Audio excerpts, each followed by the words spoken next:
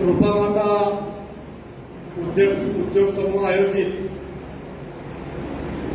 धाराशिव, लातूर, बीड स्थानिक स्वराज्य संस्था मतदारसंघातून महाराष्ट्रात विक्रम प्रस्थापित करून ऐतिहासिक विजय मिळवलेले ज्येष्ठ नेते आदरणीय आमदार बसवराजजी पाटील साहेब यांच्या सत्कार सोहळ्यात उपस्थित असलेले धाराशिवचे लोकप्रिय धडाडीचे खासदार माननीय ओमराजे निंबाळकर दादा, त्याचबरोबर व्यासपीठावर उपस्थित सहकार आणि आध्यात्मिक क्षेत्रातलं ज्येष्ठ मार्गदर्शक नेतृत्व आदरणीय वसंतरावजी नागरे साहेब, या कार्यक्रमाला उपस्थित असलेले माझे व्यंकटराव गुंड यांच्या या कार्यक्रमाला उपस्थित राहण्याचे माझी दोन कारण. पहिलं कारण, रूपामाता उद्योग समूहाचा आतापर्यंत कुठलाच कार्यक्रम मी चुकवलेला नाही. एकदा मी नागपूरला होतो आणि व्यंकटरावचा कार्यक्रम दुसऱ्या दिवशी होता आणि व्यंकटराव मला रात्री 10 वाजता व्यंकटरावचा फोन आला की तुम्ही कुठे ठाकूर साहेब? मी नागपूरला आहे. म्हणजे उद्या कार्यक्रम आहे आपला. हो, माझ्या लक्षात आहे. मी येणार आहे नक्की. रात्री 10 वाजता फोन आला. त्यावेळेस समृद्धी महामार्ग झालेला नव्हता. रात्री 10 वाजता नागपूर, 11-12 वाजता नागपूरहून निघून सकाळी 10 वाजता व्यंकटरावच्या कार्यक्रमाला मी हजर झालो. आणि दुसरं कारण, विधिमंडळात उत्कृष्ट भाषणाचा पुरस्कार मला राष्ट्रपती महोदयांच्या हस्ते दिला गेला.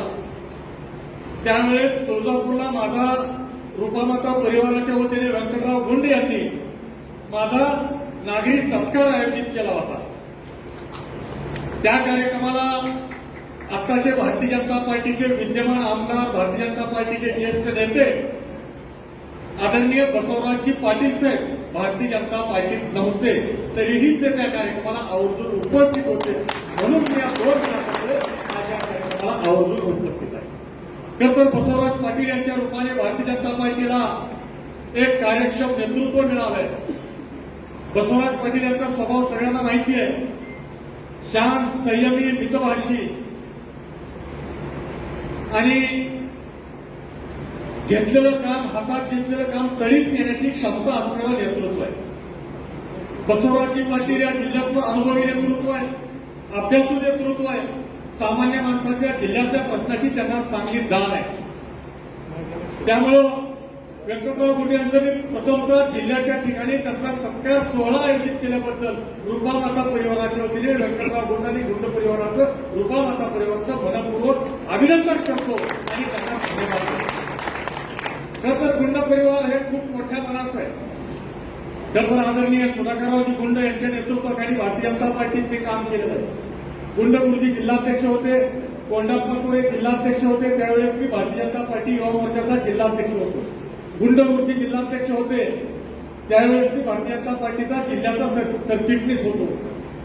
त्यानंतर व्यंकटराव आपले खंडेराव चौरे साहेब जिल्हाध्यक्ष झाले, त्यावेळेस मी भारतीय जनता पार्टीचा प्रदेशाचा पदाधिकारी झालो. आणि खरं तर या ठिकाणी अन्य कुठल्याही पक्षात असं चित्र तुम्हाला दिसणार नाही. माझी 4 जिल्हाध्यक्ष व्यासपीठावर आहेत. मी या जिल्ह्याचा 2 वेळेस भारतीय जनता पार्टीचा जिल्हाध्यक्ष राहिलो. आदरणीय कोंडाप्पा कोरे जिल्हाध्यक्ष होते, सुधाकरराव गुंड गुरुजी 2 वेळेस जिल्हाध्यक्ष राहिले, खंडेराव चौरे जिल्हाध्यक्ष राहिले, मी 2 वेळेस जिल्हाध्यक्ष राहिले. म्हणजे असं चित्र दुसऱ्या कुठल्याही राजकीय पक्षात दिसणार नाही आहे.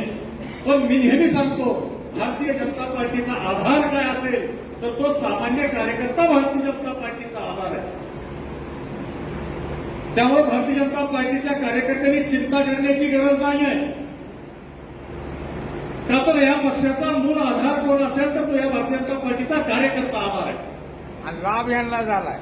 निश्चित काळजी करू नका, निश्चित राहा.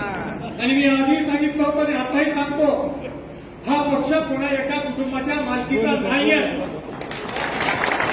हा पक्ष प्रायव्हेट लिमिटेड नाही आहे. या पक्षात गावच्या शाखेच्या अध्यक्षापासून तालुक्याचे अध्यक्ष असेल, जिल्ह्याचा अध्यक्ष असेल, प्रदेशाचा अध्यक्ष असेल किंवा राष्ट्रीयचा अध्यक्ष असेल, त्याला दर 3 वर्षाला त्या पदावरून पाय उतार व्हावं लागतं.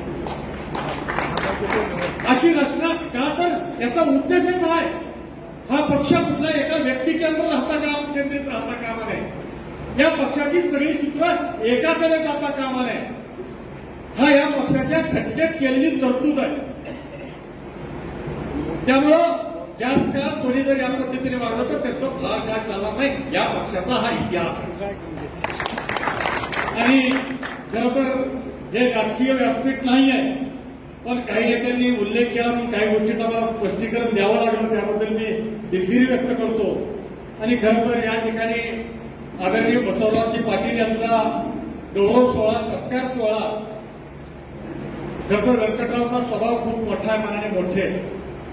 खरं तर व्यंकटराव खरं तर मनाचा मोठेपणा लागतो दुसऱ्याचं कौतुक करण्याचा आणि त्यांचा अभिनंदन आणि सत्कार इतका मोठा खर्च, इतका मोठा कार्यक्रम आयोजित करून. त्यातर त्यांनी याआधी मी त्यांच्या बऱ्याच कार्यक्रमाच्या गुणवंत व्यक्तीचा सत्कार, गौरव करण्याचा त्यांचा स्वभाव आहे.